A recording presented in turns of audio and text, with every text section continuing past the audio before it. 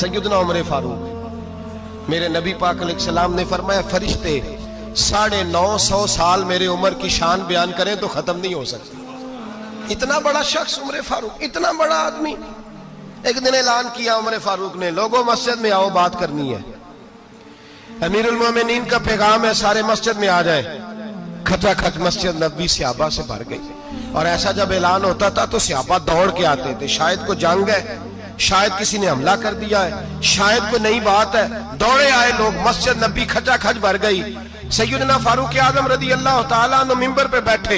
Hazrat Abdurrahman ibn of रदी अल्लाह तआला अन्हु फरमाते हैं कि सहाबा तजस्सुस के देख रहे हैं कि पता नहीं किसी तरफ से पैगाम नहीं आ गया, कोई काफिर हमला नहीं करने लगा, अल्लाह जाने क्या हुआ है, बड़ी परेशानी है। उमर बैठे, अल्लाह की हम्द की, नबी पाक सल्लल्लाहु अलैहि वसल्लम पर दुरूद पढ़ा और फिर उमर फारूक बोले, फरमाने लगे, मैं जब मक्के में रहता था ना तो कभी घर में कहत आ जाता था, कभी कहत आता था घर में, बकरियों के दूध खुश्क हो जाते थे, गंदम नहीं मिलती थी, पानी नहीं होता था।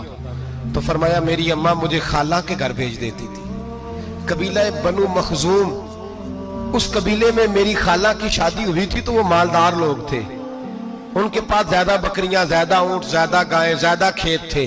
हजरत उमर फारूक फरमाने लगे, मैं उनके घर जाता तो मेरे खालू समझ जाते कि उमर को इसलिए भेजा गया है कि कहत आ गया है। फरमाते हैं वो मुझे सवेरे बकरियां चराने ले जाते, शाम तक मैं उनकी बकरियां चराता।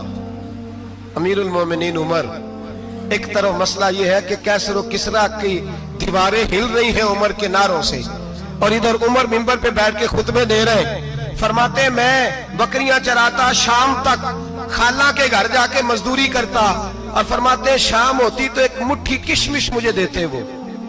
आप फरमाते मैं बड़े कद वाला था, एक मुट्ठी किशमिश मिलती है, कभी एक मुट्ठी खजूरें, मैं शाम को खा के सो जाता।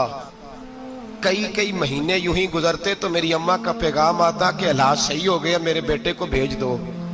ये बात कही, हजरत उमर रोने लगे और फिर कहने लगे, अब वो वक्त आया है कि लोग मुझे अमीरुल मोमिनीन उमर कह के पुकारते हैं। बस ये दो बातें की।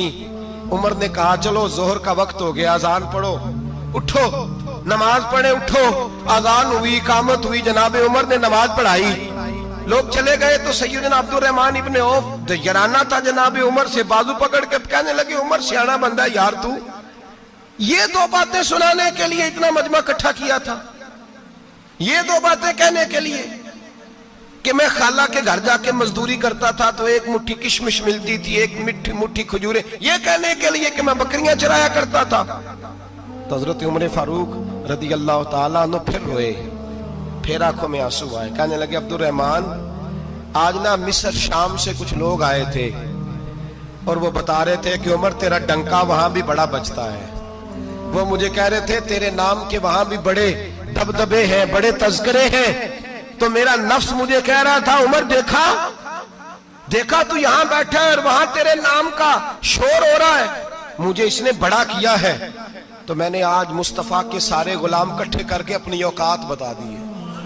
मैंने अपनी औकात बताई है कि मैं कुछ नहीं, कोई शय नहीं, कोई चीज ही नहीं, असी किसी से कुछ नहीं जे लगदे, ना कोई साडा दर्दी।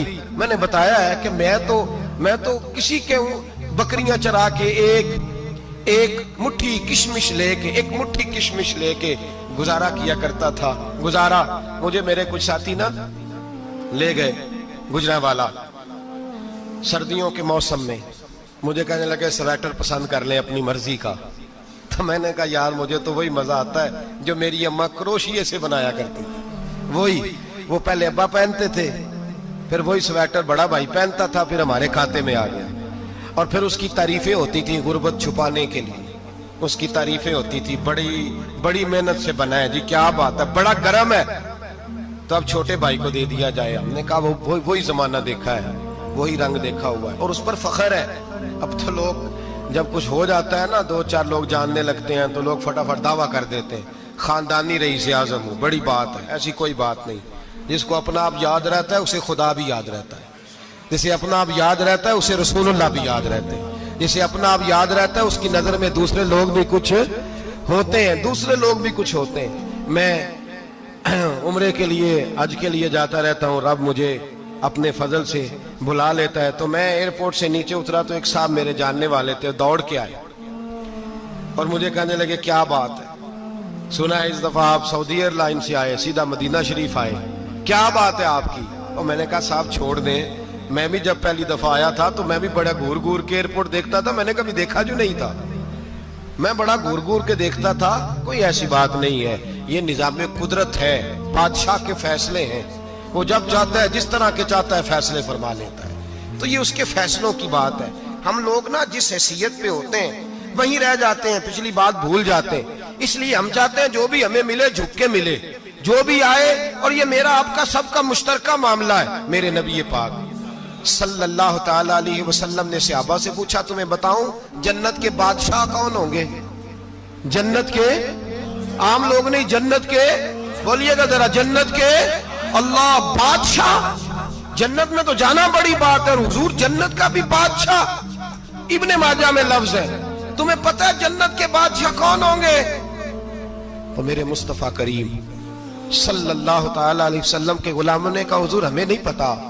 تو حضور نے فرمایا جنت کے بادشاہ وہ لوگ ہوں گے جنہیں دنیا میں کوئی بھی نہیں جانتا تھا, جن کے کپڑے سادے ہوتے تھے, جو غریب لوگ ہوتے, جو سفارش کرتے تھے تو ان کی قبول کوئی نہیں کرتا تھا, جو کسی کے ساتھ جاتے تھے تو ان کو مانتا کوئی نہیں تھا, وہ جنت کے بادشاہ ہوں گے, بادشاہ. اور فرمایا قیامت کے دن جب لوگ انہیں دیکھیں گے تو ان پر فخر کریں گے, رشک کریں گے, کہیں گے کیا بات ہے تمہاری. یہاں تو شوق ہی بڑا ہے, غریبوں نے بھی پوسٹر بنائے ہوئے ہیں, ڈاکوؤں, لٹیروں, چوروں کی تصویروں کے ساتھ لگوائے ہوئے, اپنے آپ کو بڑا کرنے کے لیے. عاجزی اختیار کریں, عاجزی اختیار کریں, اپنے آپ کو مٹانے کی کوشش کریں.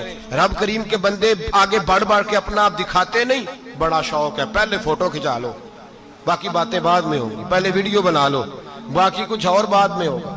پہلے اب تو پرسوں ترسوں مجھے ایک مولانا کہنے لگے کہ آپ سے میں نے, وہ یہاں جمعہ پڑھنے آتے ہیں کبھی کبھی, میرے دوست ہیں, کہتے ہیں آپ سے میں نے سنا تھا کہ اگر کوئی, اس نبی پاک کا فرمان ہے, اگر کوئی نذرانہ دے تو اس کو لے لو, اگر کوئی تحفہ دے تو اس کو, حضور نے فرمایا لے لو اگر تمہیں کو دیتا ہے, اپنی مرضی سے, مانگنا منع ہے, کو دے دے تو لے لو, ورنہ ایک وقت آئے گا تم مانگو گے تمہیں ملے گا نہیں, جب کو دے دے تو لے لو.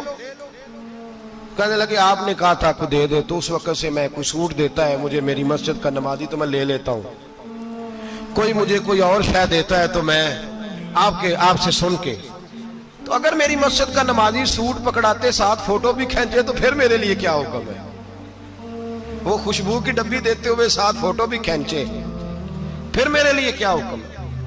کہنے لگے رمضان میں یہ حال ہوا ہے کہ لوگ کپڑے دے رہے تھے اور فوٹو کھینچ رہے تھے, کیا چکر ہے, کہاں چلے گیا. غریب آدمی کی عزت نفس کو کچل ڈالا پکڑ کے, ایک جوڑا سال کے بعد امام کو دیا, اس کی بھی تصویر کھینچ کے فیس بک پہ دے ڈالی. یہ